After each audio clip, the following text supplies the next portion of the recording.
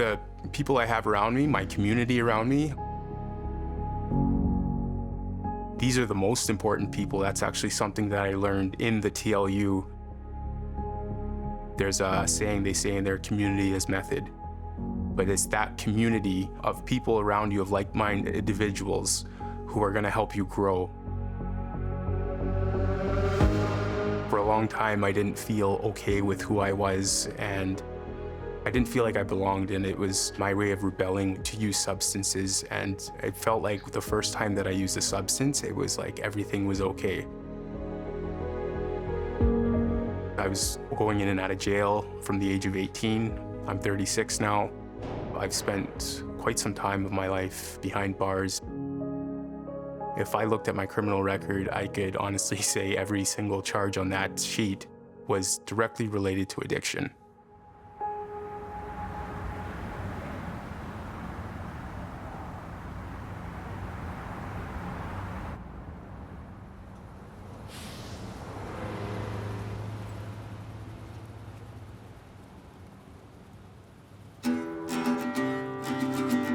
Music for me was my savior. I was able to interact with others in a way that, that really brought out some of my best qualities. Deep in thought, remembering pleasant times that can't be bought. Unfortunately, in the business, there's a lot of drug use, and that enhanced all my negative qualities. Filling his face with that. It's everywhere. I was about as close as you come to Edmonton's Jim Morrison. You gotta be careful who your idols are, I was the king of excess. Did a number all my life, and kind of immersed me into some criminal thinking as well.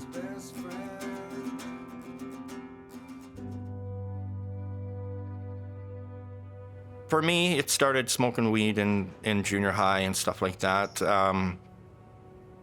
My first introduction into the drug lifestyle, because I've been into it for a long time, was one of my older brother's friends. He was a striker for a bike club in Lethbridge. He threw me a 1/4 ounce of cocaine to sell, and I was pretty much institutionalized, pretty much from age 17 until recently. The province of Alberta, like a lot of other provinces in Canada and jurisdictions throughout the United States, is struggling with a very significant and serious addiction crisis. And it got that way because successive governments over decades failed to properly build systems of care to adequately address these issues.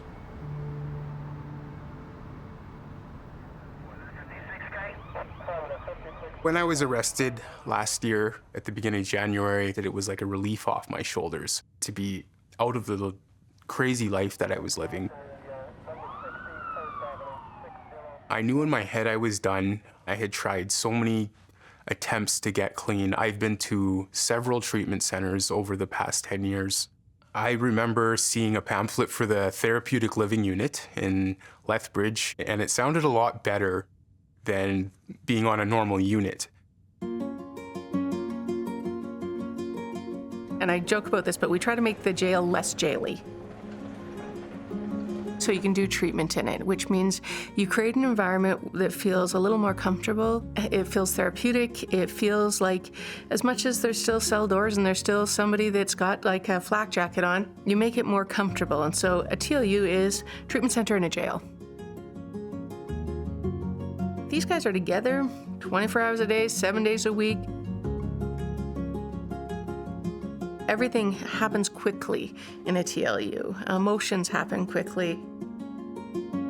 The TLU can be tough at times. And the growth that happens out of that toughness is usually pretty amazing.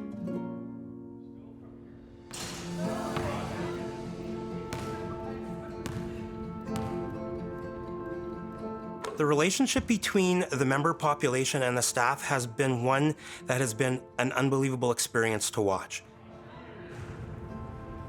In a traditional correctional facilities setting, there is always that divide between the inmate population and the staff, whether that's from the staff members behind a glass. We don't have that in the TLUs. We have an open direct concept unit where the staff are working directly out with our member population as part of that community. We have usually a primary group Monday, Tuesday, and a feelings group on Wednesday, group therapy on Thursday, and AA on Friday. And for the morning meeting, there will be members, RSG staff, and correctional officers. They sit in as members. Not only that, they sit in on our exercise period. They go down to the gym with us. They sit here with us all day. They give us their points of view on life. We give them our points of view on life. The exciting thing to watch is the members don't see our staff as staff. They see them as members of that community. By far the most impactful a recovery community has ever had in my life was the TLU in Lethbridge. It's not easy. It's 12 hours of grueling work. It allowed us ample opportunities to practice our skills. Cognitive behavioral therapy or dialectic behavioral therapy. Little things that help us change the way we would normally interact with people. When I first joined the TLU, one of the first questions I asked, because they said this is a community, you're going to rely on each other, the first thing I thought was, why would I trust a bunch of criminals? But 90 days later, they weren't just criminals to me, they were brothers.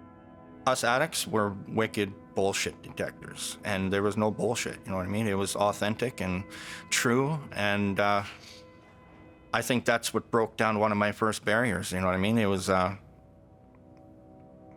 get emotional sometimes now because I've never dealt with my emotions once in my life, you know what I mean, until I came here.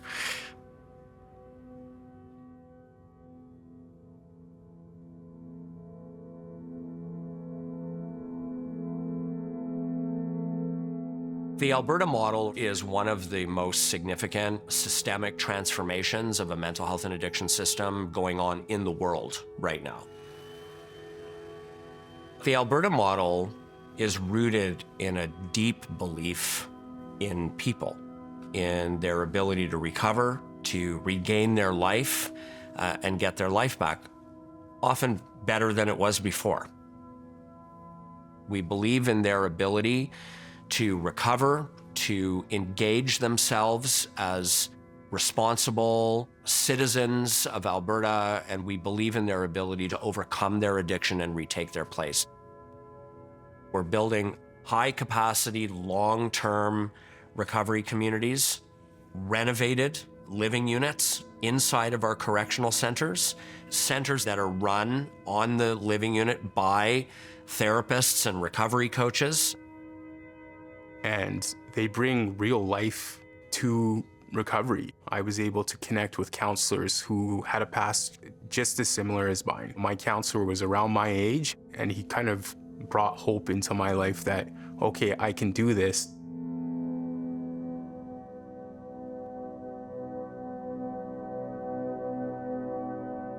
My mental health and my physical health, emotional and spiritual health, they're all related.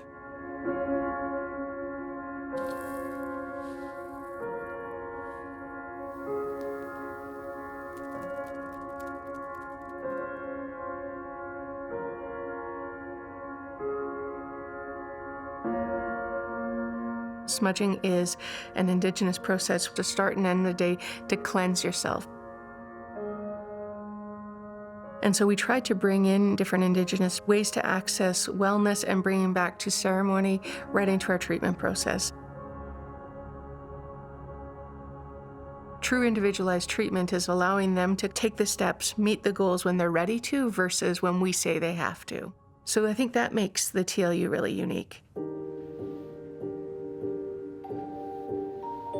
It's not easy to put our trust in people that we don't know. The TLU prepared us for that. I've been to a couple other treatment centers, of course, but they were all parole because I was on parole and stuff like that. But they were like Band-Aids, like 30 days, 45 days. And when you've been in addiction for 30 years, 45 days is barely even going to scratch the surface.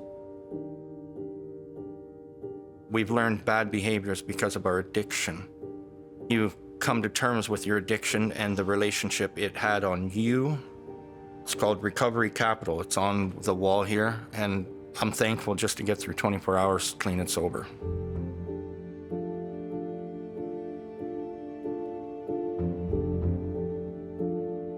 And there's no better place to work on yourself. At prison, you're already in your rock bottom. It offers an opportunity to be able to take off your mask that you would usually wear in an institution and be vulnerable and find out who you really are. We didn't exercise. This exercise was to confront our thinking. There's a difference between the people that you were in active addiction with and your family saw you on the outside and how you thought they saw you. That's the in part of the mask. When they first brought it out, it was all white and stuff, and we had to grab stuff, and they told us just breathe, think, and then project it onto the mask. And like, I seen these guys writing words all across and all this stuff, and me, when I first came here, I like to camouflage my feelings.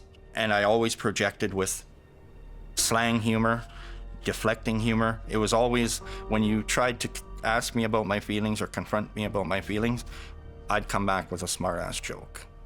Even with my wife, with my parents, and try and make it on them.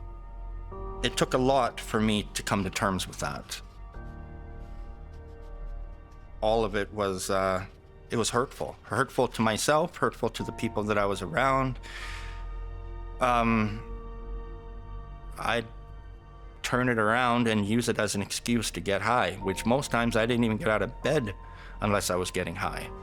And now I get out of bed and my bed is made, I'm dressed. I feel good about myself. I feel good about what I'm doing.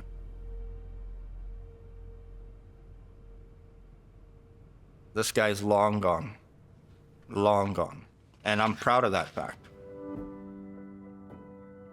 I dream of a day where somebody can recognize that they have an issue, and the same day that they do that, put up their hand and get themselves into some sort of care or intervention and not have to suffer the type of tragedies or setbacks that they have in their life that so many other people who went before them have had.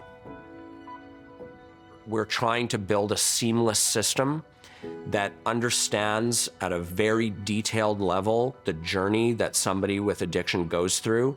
The Alberta model is not just a mechanism to prevent death. It is very much a model to promote life. And that kind of rings true in everything that we aspire to do.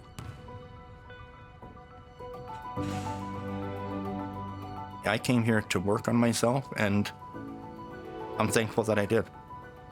And I hope other people can see it in me and be proud of that also.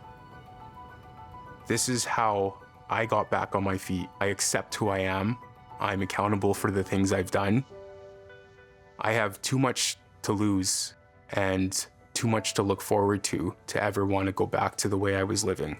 And I think the TLU offers people just a whole new way to live. It's a pretty special place. And these programs they're giving kids back their fathers, and their mothers. Who could ask for more than that? I mean, I can't say enough about what a wonderful opportunity this is. It saved my life.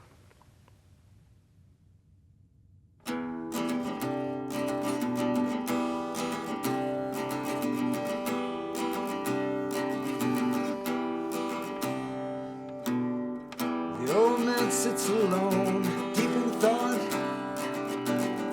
remembering pleasant times that can't be bought. Memories of her pop up here and there,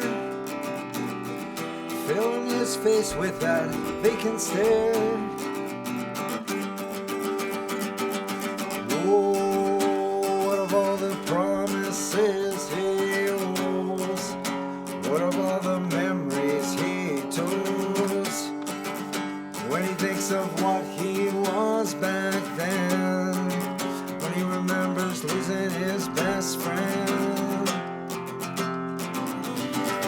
when they think of what they were back